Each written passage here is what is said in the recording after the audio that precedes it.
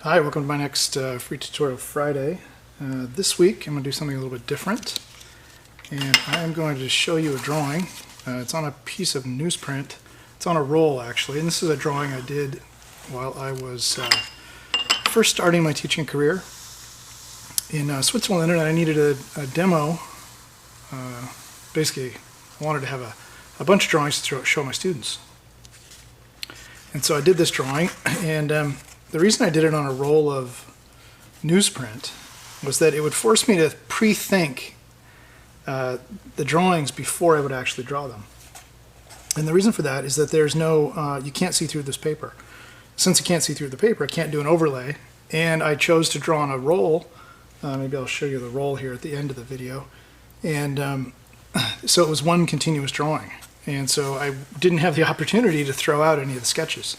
And so in a way, and then I chose to sketch in pen, like these drawings are done with a like a Pilot Hi-Tech C, the fine lines, and then something like a Copic multi-liner to come around and hit the heavy lines. And so by using a really sort of unforgiving medium, like a pen that as soon as you touch it to the paper, it's completely, black, you really have to think ahead. And so that was actually the exercise, and that's this actually forced me to start thinking ahead when I do my drawings. And so for that reason, it was quite effective to think about where's your vanishing point, the horizon line, lay down a couple of very light guidelines, and then start to sketch in, and then how to save a sketch when it's going poorly, because inevitably some of the sketches go awful, and so you just have to figure out how to save them. So this was that exercise. And the thing I really want to talk about and look at in this drawing is line weight. So let's pull up this sketch here. So when I look at this sketch, you'll notice that there's quite a bit of variety to the line weight. And it's very, very thick here in the foreground. It gets lighter and lighter. And then the far side wing is almost untouched. And the reason for that is that we have what's called atmospheric perspective, and we look at the natural world. And when there's a lot of atmosphere between us and an object, it diminishes the contrast between the foreground and the background. So things that are far away are lower in contrast. So not as bright and not as dark. Over here, they're much more the opposite. Brighter brights, darker darks. Well, I don't have any value to use. I'm just using a line drawing. So what I'm doing is I'm applying that idea of atmospheric or aerial perspective, is what it's also called, to try to make the near side wing that's in the foreground look closer than the wing that's in the background. And so you can do this across an entire object. Even though the object is not huge, you can apply this idea of atmosphere, that as something gets further away, the line weight gets lighter. One, because the lines are actually getting smaller if it was a real object in perspective, but also just to sort of make this part of the object pop out. Now, there's some ideas on outlining. When you come back and you have, say you have a line drawing done, and now you want to start to add your line weight. There's some people that like to come in and then outline the silhouette of an object like this, and so where there are holes created by overlapping elements, those blend together, and this entire object starts to take on one silhouette.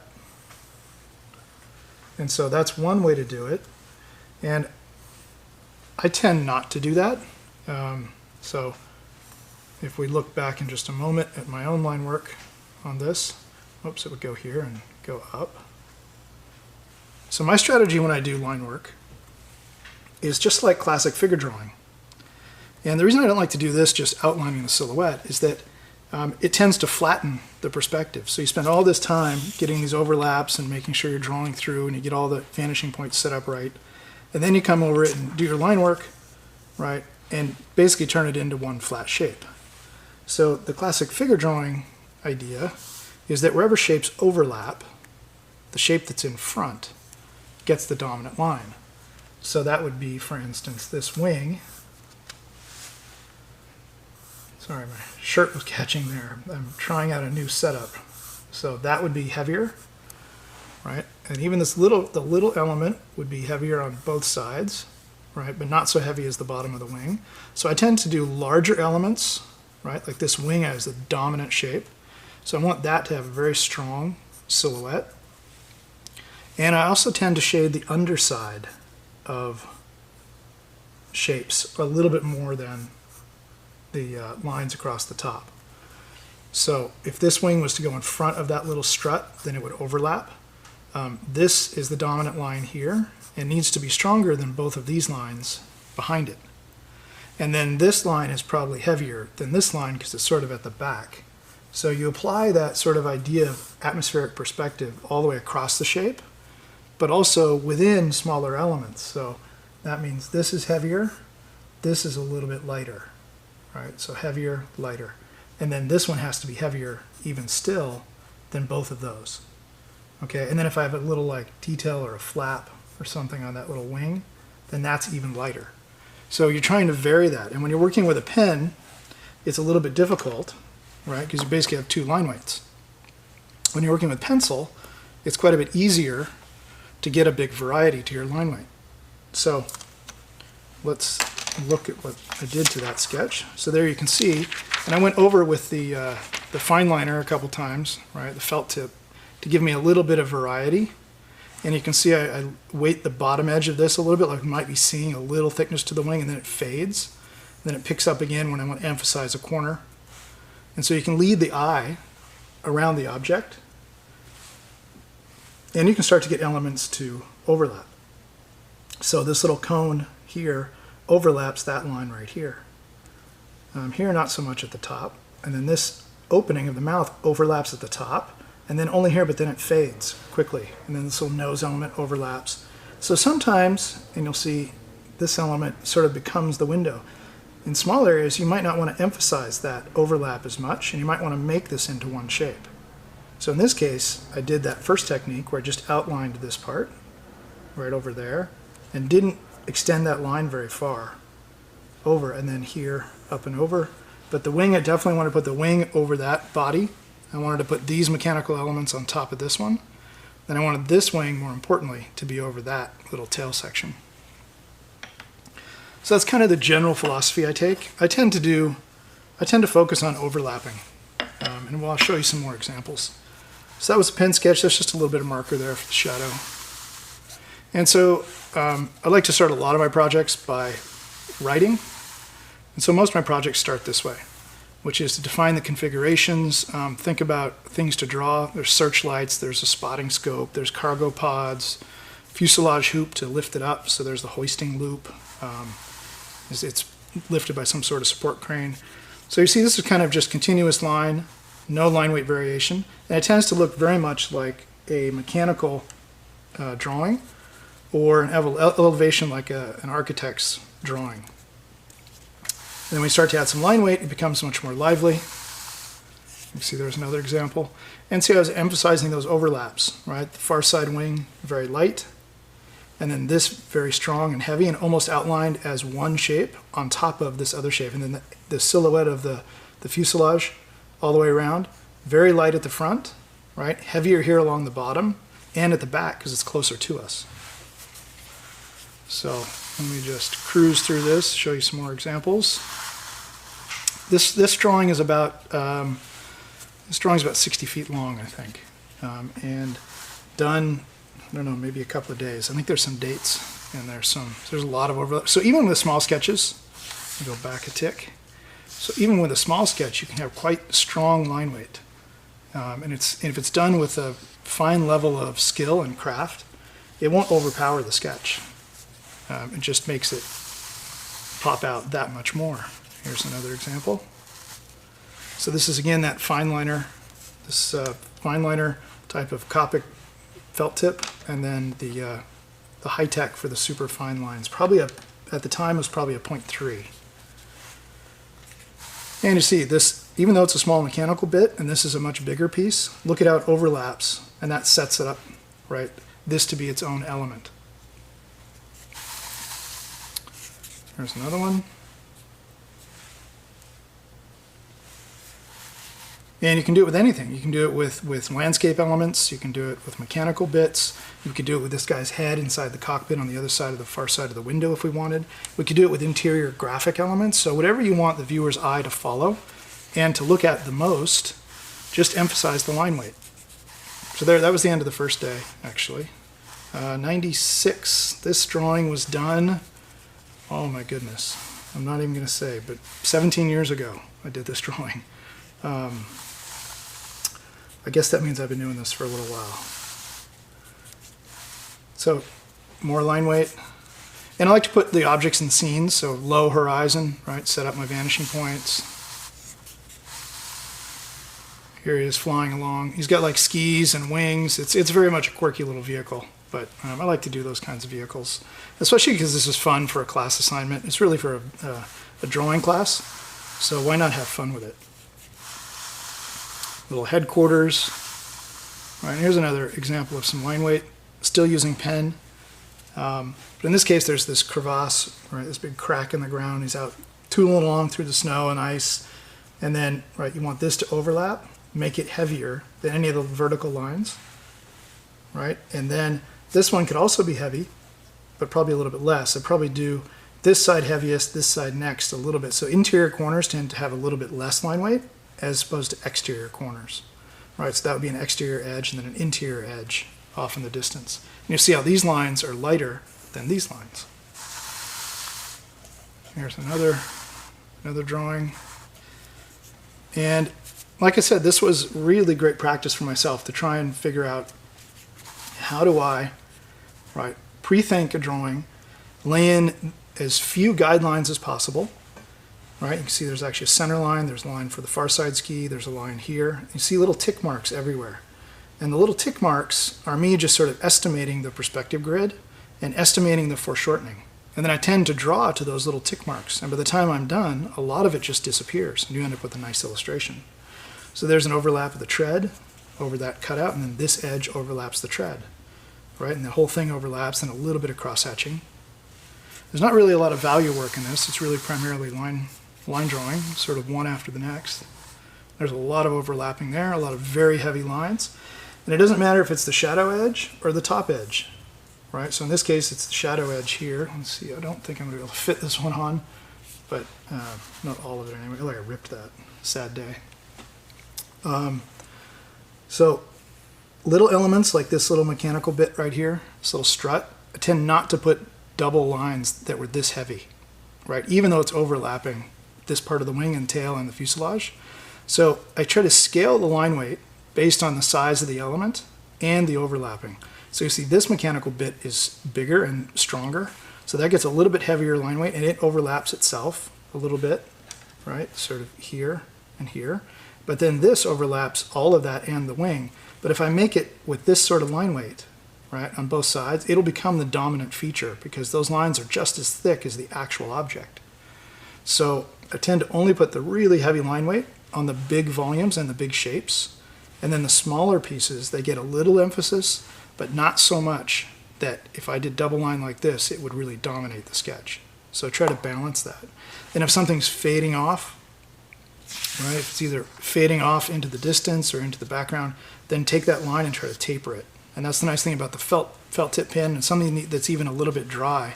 You can get a little bit of variety to your line weight. There's an interior shot, big hangar, some guy in a crane. Here add a little bit of value, so it's really just a simple silhouette, the guy tooling along through the snowfields, patrol. So here I switched to, still pen, actually. That was a Brown Pilot Razor Point. And then switching to some mountains. Here using a little bit of marker. Marker's not the best on newsprint. I'm not going to talk much about value in this little tutorial. So more line weight, switch to Tuscan Red Prismacolor. There's another. All right, so now we're getting into some of the details. And you can see again, the line weight strategy. Here's the big cutout at the back of the fuselage. So that's the heavier line. That overlaps this element. And then these little guys, we can see the little wall thickness through there. So that gets a little bit heavier. And then these guys get emphasized because they're overlapping this cone shape inside that engine. And so I really wanted to see this serrated, right, stepping of those teeth around. So I really went back in and just hit each one of those with a little bit heavier line weight. And here the line weight's acting actually like the wall thickness of the material itself. Right, and you can even see, I hope you can see on the video, some very light section lines through here. Right, so I like to mix it up and have a nice variety so that the bold lines draw you in from a distance. Like say this is up on the wall, and I want to get somebody to walk over to the sketch. I want to have some nice bold lines that make the big shapes easy to understand. So I want this wing to pop in front of that fuselage. But then when you get close to it, I want to have some other lighter elements, little fasteners, little parting lines, graphics, some wing flaps, little vents and things. So I'll try to mix it up a bit, have some nice variety. Here I'm just trying to focus on the cockpit area, and so I don't want to emphasize the rest of the fuselage, and it's just loosely sketched in. So I really just want to pull with my line weight. I'm actually using the line weight here and applying line weight not as it relates to this overlapping the fuselage, but really the fact that I just wanted to pull out this one detail. So I'm kind of silhouetting the entire detail and then going in and adding more interior information. There's another wing. You know, when the drawings get up to be this scale, this is about, I think it's about 9 inches top to bottom. So when they get to be this scale, you can really go in and push that line weight. And then the idea also is to try and get some acceleration to your lines by adding a little bit of thick to thin. So here it's a little bit thicker at the nose, and I really see this as a strong point of emphasis and a focal point for this line drawing. So I really want to emphasize my line weight and then snap it away, right, and away, and let it fade, and then hit it here again. I see this as another transition point, right? So I really want to emphasize those transition areas. So go heavy there. There's kind of a resting spot for your eye, and then accelerate quicker up and over the canopy, and then getting a little bit darker into that area. Same here on the wing, so a little bit of a snap here, right at that point, nice and dark, and then lighter, fading away, and then lighter, and then pick up again at this point here. And I want to sort of connect your eye from here to here with these heavy line weights. There's another one. See a big overlap here of that nose section over that intake. Switched it up here to indigo blue. Start adding some bit of sky and clouds, but the marker really is not that friendly with the newsprint, so it sort of just sucks your markers dry, so I tended not to use that much. I think we're getting there. I think it's about 3 days. There's another date. I didn't check the date at the beginning, but I think each arrow is 1 day. So if you see them go by, yeah, down there in the frame. Again, more overlaps. This, right, really wanted to emphasize the overall silhouette. So I didn't really overlap this one so much on top of the cone, but I did the chin area here overlap. So you see the far side ski very light, the fuselage, which sits in between the skis, a little heavier, and then the near side ski very heavy, with a nice thick to thin to emphasize that and make your eye move across those surfaces and those shapes. So a little bit of environment, a little 3-point perspective, another patrol vehicle down below through this bridge. You can see down to another ice field. Looks like a chicken. I was called Chickadee because it's very chicken-like. More overlapping. Right, nice variety. Got some graphics, some very light line weight. My interior corners are quite light, but the exteriors and the overlapping is quite dark. And you'll see far side ski lighter than near side ski. And a lot of times with symmetrical objects, you know, everybody understands that that's the symmetrical version of this. You don't really have to go in and spend much time drawing out a perfectly symmetrical version, because people get it. Let's zoom ahead here. There's another one. This thing has wings, obviously. It flies, it skis, it's got treads on it, so it's kind of a flying snowmobile, I guess. There's a lot of heavy line weight there. This was a really fun drawing to do, and I thought I was going to be done, and then so I stopped there. And then I decided, oh, I'm going to continue and do one more day. So I did some details. So some nose bits and pieces. All right, so the last few drawings on this roll. This was a really fun drawing for me to do. This whole roll was quite a good learning experience. One, I needed examples for my students, but more importantly, I really wanted to test myself and force myself to think before I would draw. And I think more than at any time in my drawing career, this is when I learned and developed a nice sense of draftsmanship. Because it's like everything, all the drawings in here are freehand. But what I learned was to draw very lightly at the beginning, because while I was investigating shapes, right, I didn't want to, if I go too dark, then I would have committed to them. And if I didn't like them, I was stuck, right? And it was on a roll, so I couldn't very well, start over. And so having that pressure, and then I couldn't do an overlay, right? So I couldn't do a sketch. It's probably not the smartest design medium to use, right? Not being able to do an overlay, not being able to see through the paper, not being able to start and stop on individual sheets. That's a much smarter design process.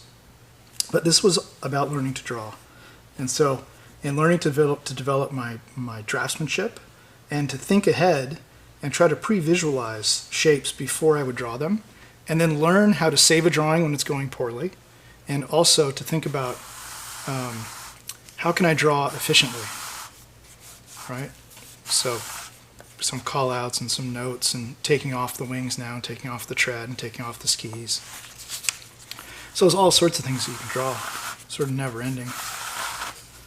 Here's a nose piece inspired by a walnut.